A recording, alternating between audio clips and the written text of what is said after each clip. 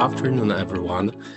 Welcome to our first open webinar dedicated to the Resist2 Eurocluster project. My name is Bartosz Mielecki. I am Managing Director of the Polish Automotive Group, a cluster from Poland, and I will be moderating today's session. Thank you very much for joining us. A few organizational notes before we begin. Please keep your microphones muted and cameras switched off. The session is being recorded. You can ask questions via the chat or by using the raise hand option during the question and answers session. As we all know, the automotive and mobility sector is currently facing major challenges, from supply chain disruptions and cost pressure through regulatory uncertainty to the green and digital transition taking place at the same time. In addition, suppliers are increasingly affected by the rapid expansion of Asian vehicle manufacturers, the ongoing trade wars, and also the war in Ukraine, all of which have a direct impact on competitiveness and long-term planning. This is exactly why several European automotive clusters decided to jointly initiate the Resist2 project, primarily to support their member companies in becoming more resilient, future-proof, and better prepared for upcoming market changes. At the same time, Resist2 builds on the experience of the original Resist project, Resist1 project, which was very positively received by the companies that participated in it.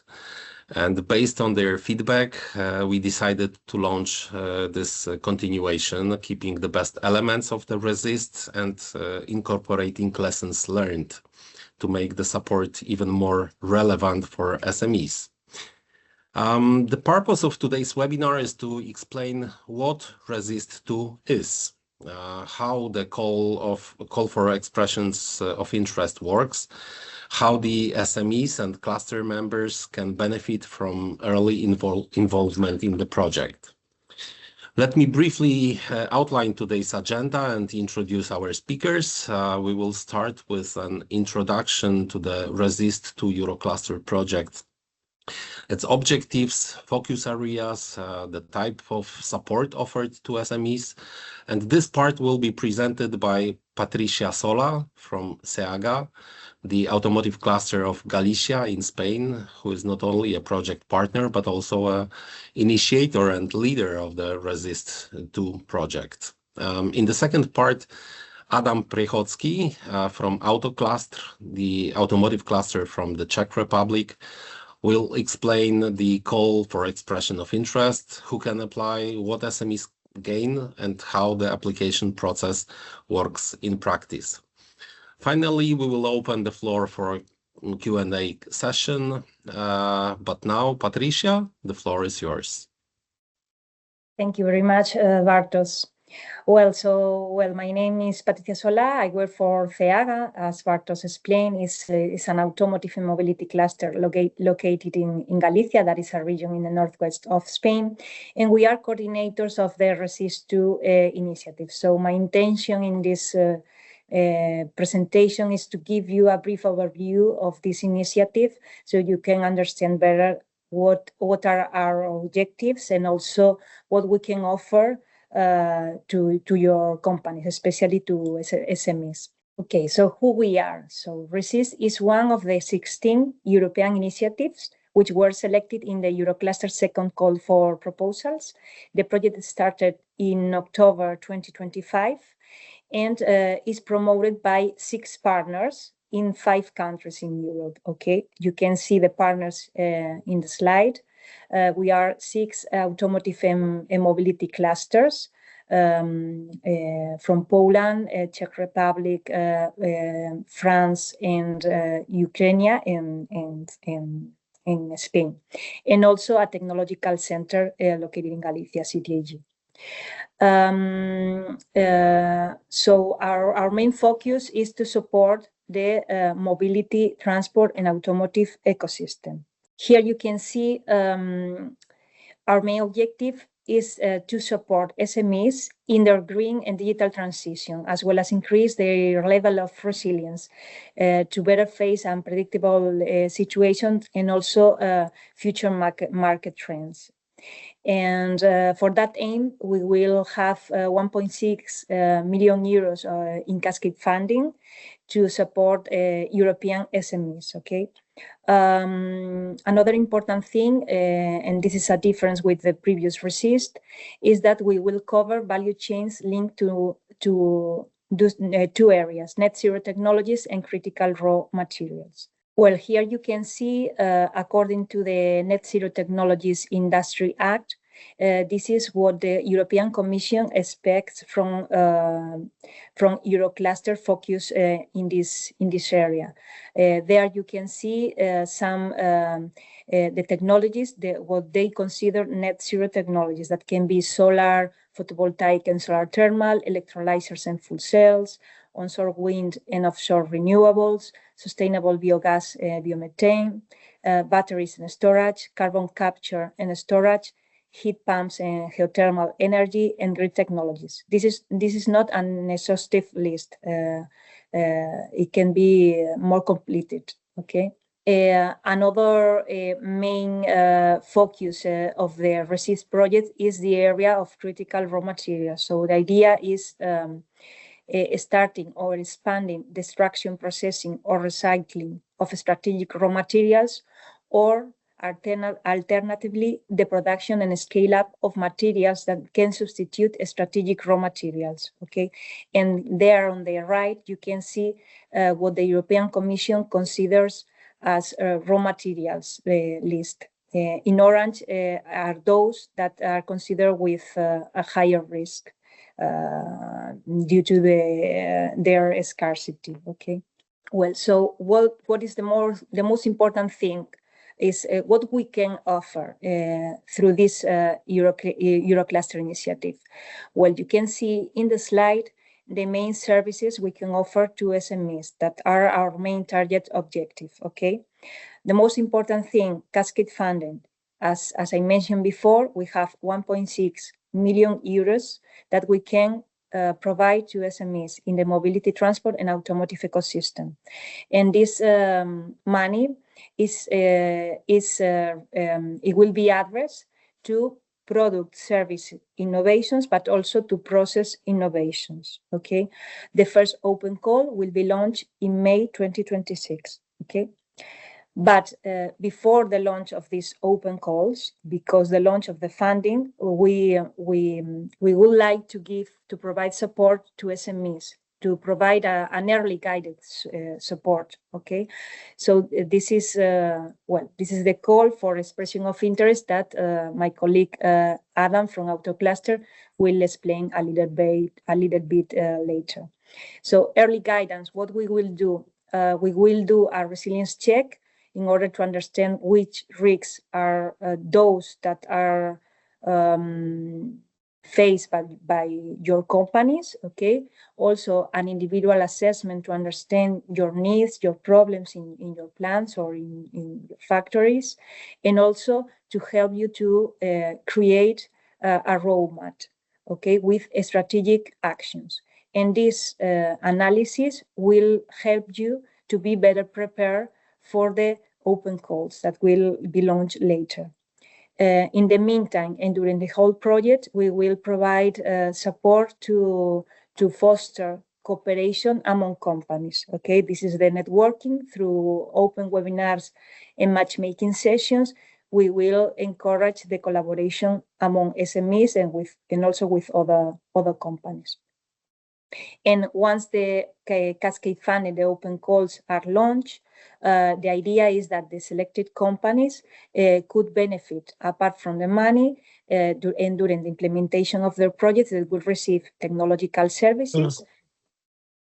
Yes, this is technical support provided by our RTO in the consortium, that is CTIG, coaching and mentoring this is we plan to create a pool of experts that could be hired to support your innovation projects.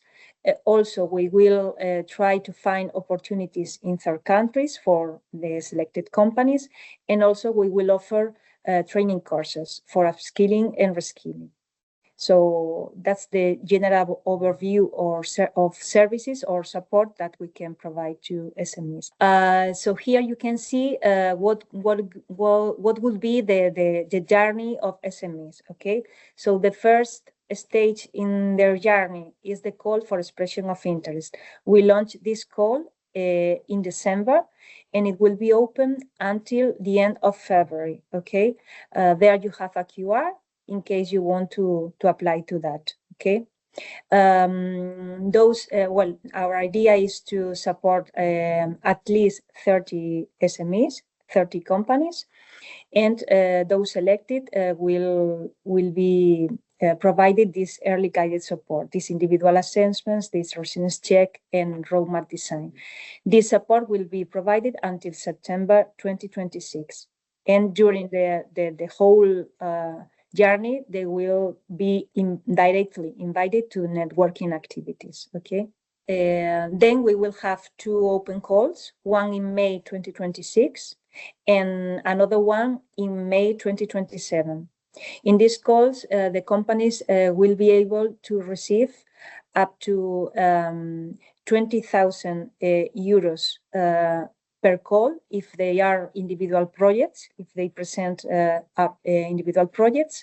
And in the case of consortium projects, they could receive until up to 30,000 euros, okay? And if you present if you apply to the 2 calls, you could receive up to a maximum of 60,000 euros, okay? In the Resist Euro cluster. That's the main idea. And that's all. If you are selected, you will receive the services that I mentioned before. Well, here you can see our main project channels. I recommend you to follow us to be updated of our activities and about the opportunities we offer, and nothing else from my side. If you have any question, you can write us to the email you can see on the slide, or make your questions, put your questions on the chat or at the end of our presentations. Thank you very much for your attention. Thank you very much, Patricia, for this clear overview of the Resist2 project and the strategic focus. Adam, I would now like you to walk us through the call for expression of interest and the application process. The floor is yours. Okay, thank you, Bartosz, for introduction, and thank you, Patricia, for your brief overview of the Resist2 project. Hello, everyone, and thank you that you have joined and that you are interested in the Resist2 project, because this is a call for expression of interest. My name is Adam. I'm from Autocluster. We are based in Czech Republic, as it was introduced. And I think between 10 to 15 minutes, I will explain you in detail the process of the application to our expression of interest open call. So I will tell you what is call about, what is not about, who can apply, what are the benefits for the selected SMEs. It was slightly mentioned by Patricia. Then we will look into the process, how the form looks like. It's very easy. It's just 3 steps. And then we will look how the evaluation is done, and maybe some tips and tricks, what to do and what not to do. Okay, so the call for expression of interest to our Resist2 project, it means that we are, let's say, gathering a community of interest SMEs, and means that this is kind of entry point to the Resist2 services. It's highly to said that in this stage we are not offering any direct financial support. This will be done in the earlier stage of the Resist2 project, means on the call which will be launched in May, as was said by Patricia in previous part of this presentation. Means that if you will be selected in this call for expression, you will receive a serial of, let's say, support services to guide you through the Resist2, let's say, environment, and to prepare you for a better application in OpenCall in the future in Resist2. Maybe also it's good to mention that we have set our target that in this stage we will support at least 30 companies, because we are 6 partners in this project. So basically we can manage, let's say, five SMEs per one partner in this period of time after this call will be ended to the September or to the May to apply for the first open call. Who can apply? This is very easy. SMEs. You have to also tick that you understood what the SMEs are from the SME definition by the European Commission. We are providing link in our formula to this definition, so please be aware if you are or if you are not the small and medium enterprise.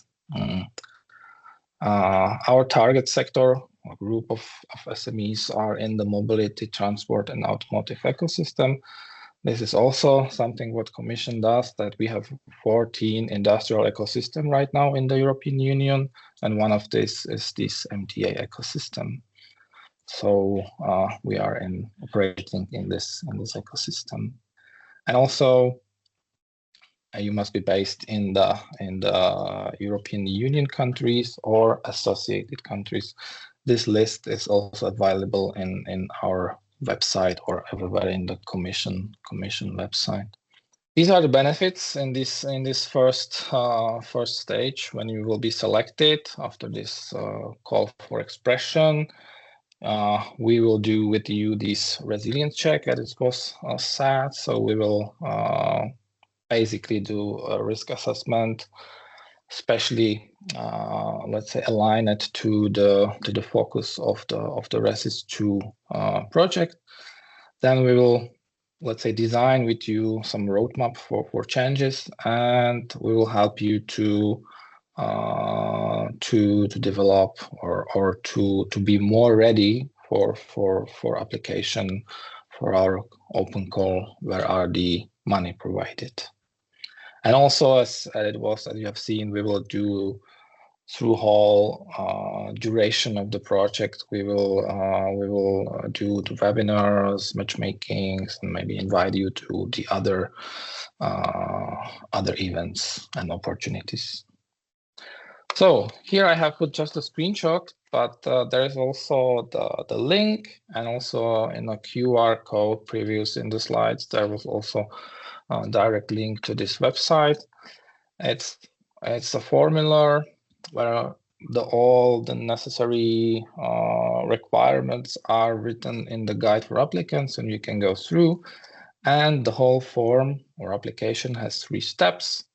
You need to provide your company info. Then you need to, let's say, describe your business profile, what is your product or service, and how it fits to the focus of the Resist2 future call, means the net zero technologies and critical raw materials. Of course, the overall, it's a twin transition, green and digital. And in step 3 is your motivation and expected impact. In this part, you can, let's say, briefly describe what is your motivation and what is your expected impact.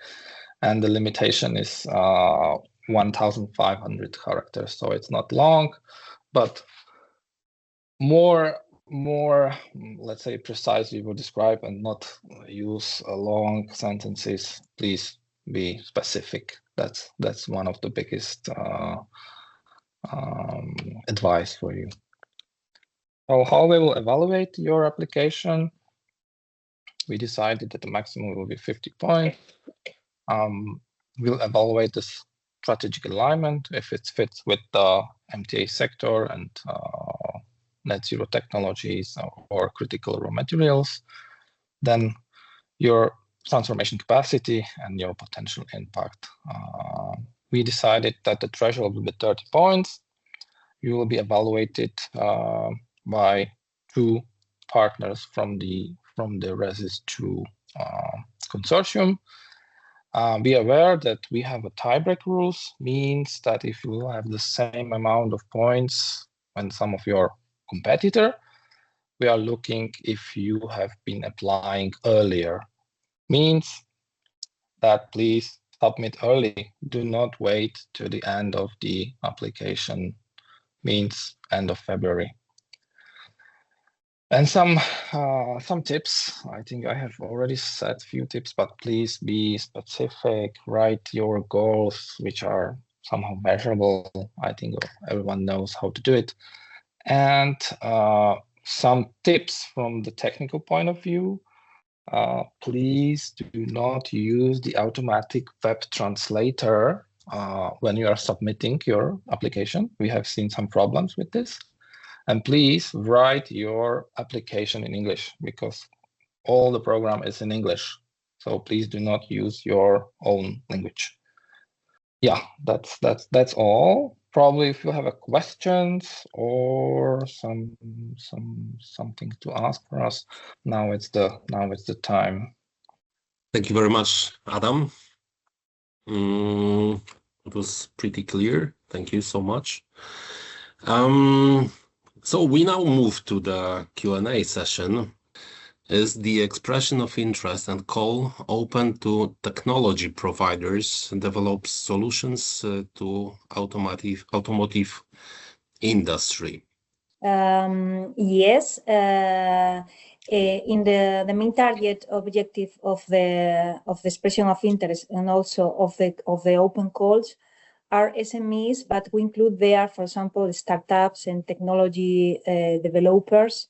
So if you have a solution and you want to improve it, and your solution is addressed to the mobility, transport, and automotive ecosystem, is totally aligned with what we are looking for. So the answer is yes. So welcome. Maybe I can add something that's from the previous RESIST one. We have seen on many of this part that the SMEs, which are the service provider or solution providers, are very eligible and very welcome. What is also worth to mention, I have the feeling that it was not highlighted very much by Patricia and Adam, is that when improving the results or the lessons learned from the RESIST-1 project, we were trying to make it as simply, as friendly as possible, in order to facilitate benefiting from the program by SMEs. So we hope that the financial or administrative issues related to the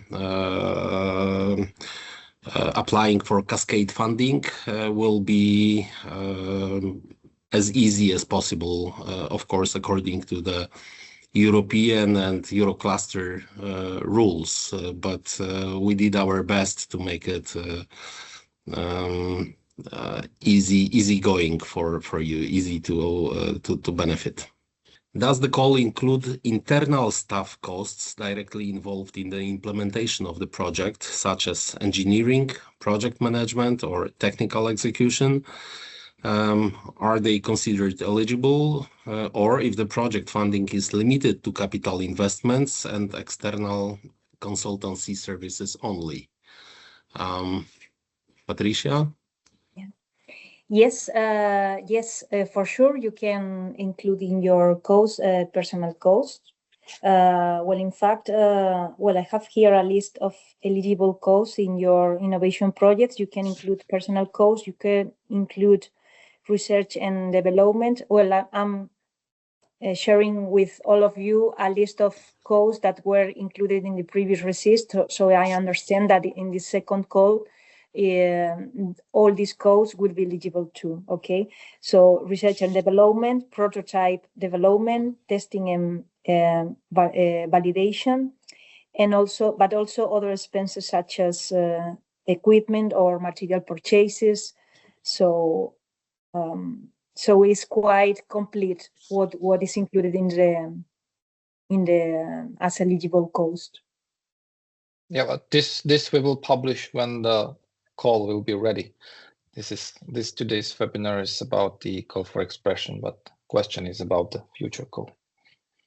Ogur Umut asked, does mentoring and assistance services planned to be given before and during the implementation of the projects include finding pilot facilities to implement the technology solutions? Our main idea is to create a pool of experts with companies that could support the innovation projects.